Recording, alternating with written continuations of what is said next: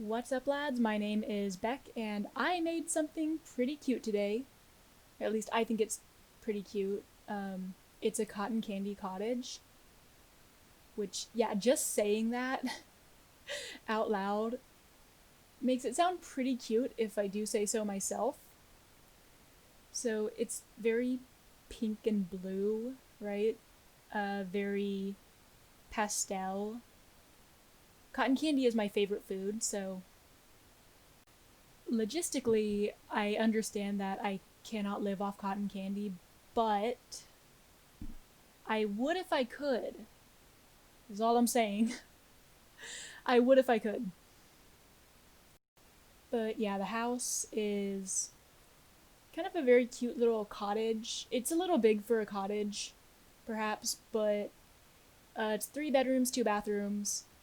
There's a kid room and a teen room. The teen likes robots. You can see later. You will see later the teen likes robots because that was the blue thing that I found that a teen might like. Because I wanted everything to be pink and blue, match the theme. So, blue stuff, robots. The robot posters and a lot of the robot stuff in the game is blue. I'm not saying all real robots are blue. That's just provably false. Um, that's just not a fact. So yeah, very cute little pastel cottage that I made. Not much to say about it, I don't think. I mean, I could keep talking about it. Actually, you know what? There really is not much to say about this place. It's just, I think it's a fairly self explanatory concept. I made a pink and blue cottage, and it's very cutesy. So instead, I'm just gonna talk about The Good Place because they finally added the last season to Netflix, and I had been watching it on Hulu, the final season, and I missed it. I missed like the last couple episodes. I was so sure that I would only missed the one last episode, but no, there were 5 whole episodes because Michael Schur is bad at endings. That's my conclusion from finishing The Good Place. Is Michael Schur is a great writer, but he is not good at endings. That's what I've learned from watching this, and also comparing notes to Parks and Recreation, is that Michael Schur seems to struggle with ending things. So instead, he just kind of has them peter out. He tries too hard to tie up every single string possible. Because just remember that time in the Parks and Recreation series finale, and it was just straight up epilogue stuff, and they, in the epilogue, introduced a new story concept where April and Andy aren't sure if they want to have kids. And they introduced that during the epilogue. It's very weird to me. And, Mike, you don't have to specifically chronicle the entire rest of every single character's lives after the story ends, You don't have to do that, and frankly, your endings would be much stronger if you didn't. Don't get me wrong, I cried like 8 times when I was binging the last couple episodes of The Good Place, and some of them were just like full on bawling like an infant, like just straight up ugly crying. So yeah, it was very emotional for me, but it just was a weak ending. um, yeah, pretty much. He's very good at writing characters that you get attached to. I will give him that. I mean, I suppose it was an improvement from Parks and Recreation in that there were only like 4 or 5 pointless episodes at the end after the end of the story instead of, an entire season. Because, let's face it, the entire last season of Parks and Recreation was pointless. Like, literally, none of it mattered. The story ended when, they broke ground for the park and Anne moved away. That's when the story ended. And everything that happened after that was just, the writing room. And I guess the entire cast and crew just not wanting to say goodbye to the project, which totally fair. Like, I definitely prefer a TV show doing that to, say, Supernatural, where they had a first really good 5 seasons that were super tightly plotted, just really, really good. And then they just kept getting renewed because they just kept making money. And I swear, like, those boys must have been in like an ironclad contract, because when you look at the pictures, they just look so tired. Like, I can just hear them like screaming, "Please stop watching the show, please stop giving them money. Let us rest." So yeah, it definitely, you know, I'm giving Michael Schur a lot of crap for not wanting to end his show, but it's definitely the wholesome, I love this world and the characters I've created, and I'm not ready to say goodbye to them just yet, and not, we'll stop beating this dead horse when it stops spitting out money. So I will give him that. It's very much, an act of love. It's a love thing and not a money thing for sure. But just, yeah, dude, you didn't need to. The story doesn't need to continue until the characters literally cease to exist and return the essences of their souls into the universe. Which, I'm not exaggerating, by the way. Sorry, spoilers for The Good Place. That's literally what happens in the last episode. Is the characters are in heaven, chilling out, and then eventually leaving heaven and returning the essences of their souls into the universe. That's literally what it's about. Well, no, Tahani does not do that. She decides to become an architect, which makes no sense, honestly. I honestly expected either Chidi or Eleanor to become an architect. Tahani, I did not expect that. No, Chidi or Eleanor, or Chidi and Eleanor becoming architects would have made so much more sense.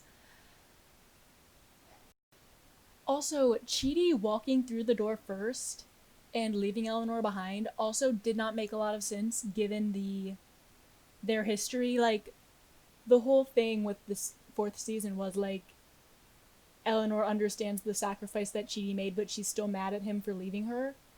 And so a better counterpoint, like, full circle to that would have been him saying, "You know what, I'm ready to go into the door, but I promise I won't walk through it until you're ready to walk with me, and we'll go through together." I think that would have been a much better ending.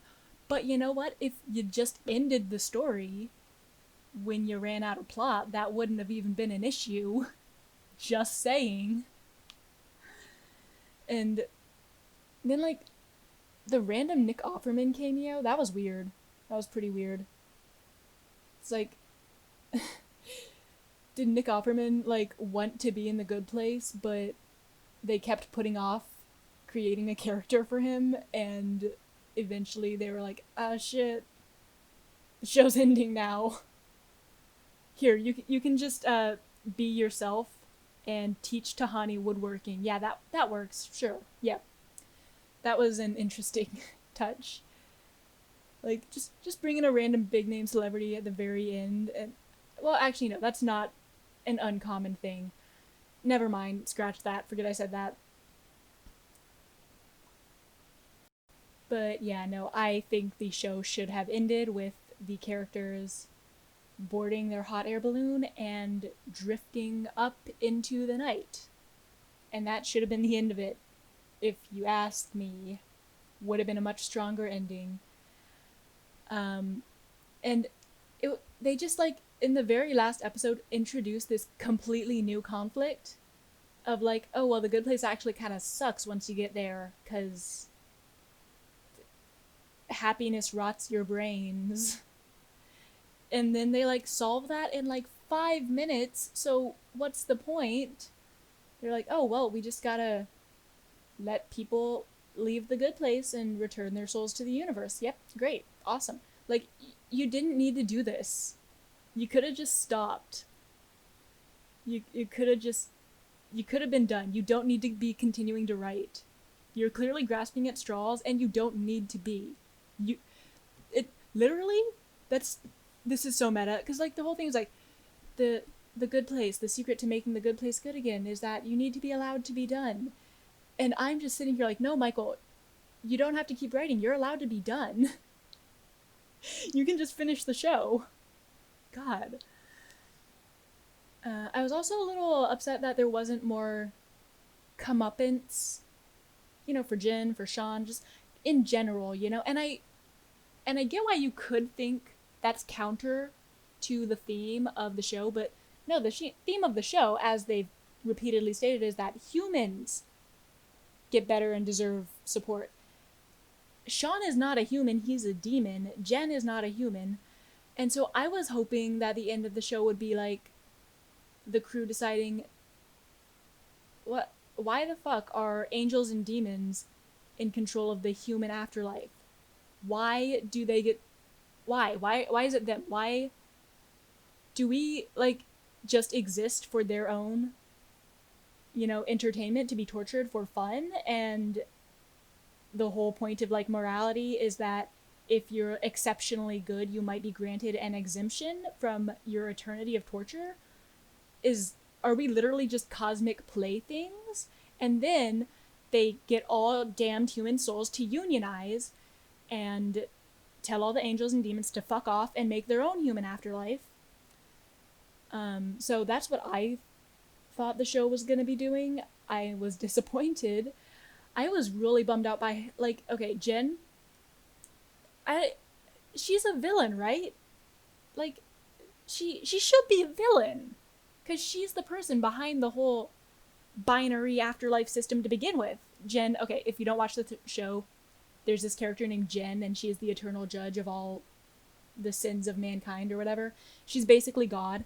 So she's like behind the system. She makes the choices. She calls the shots. And I forgot what I was going with this. What? Okay, right. So Jen is like behind this system. This is her system. She's calling the shots here. And so they just like explain the situation to her. And she's like, but it's more complicated. And she's like, oh, okay. Yeah, we can fix it. We can solve this problem. Like, what? Why is... Because the show treats her as a sort of neutral force. But I feel in my heart, she should be an antagonist, right? She should be a bad guy. She opposes the characters, the main characters, right? Like, and she's like behind the torture of almost every human soul that's ever lived. The eternal torture of almost every single human. So what's up with that? I was convinced for a while that the big in-game twist would be that there is no good place. It's just hell all the way down. And that would have been the thing that prompted the humans to realize, oh, no, we're just cosmic playthings to these guys. And they have no business being in charge of the human afterlife. And then, the souls of humankind unionizes and kicks out the demons and angels and whatever. And that's and it's good. And then they make their own human afterlife. And that's, I think, I don't know. It would have been a very different show. A lot less wholesome. It would have been darker and edgier for sure. Oh, also, how ironic is it that in a show where literally the whole point is that humans grow and change over time, one of the main characters is just completely flat. Like Jason, Jason does not change at all over the course of the show. Like straight up, he acts exactly the same in the last episode as he did in the first. He's a sweet, well-meaning doofus who, you know, does dumb crimes and stuff. And okay, what? Okay, so yeah, he does a lot of crime and causes problems for people, but like, really, I feel like that's not enough to damn his soul for, you know? But he is the exact same person at the end of the show as the beginning, which is so funny, you know, considering the conceit of the show. Damn, irony. Sweet irony.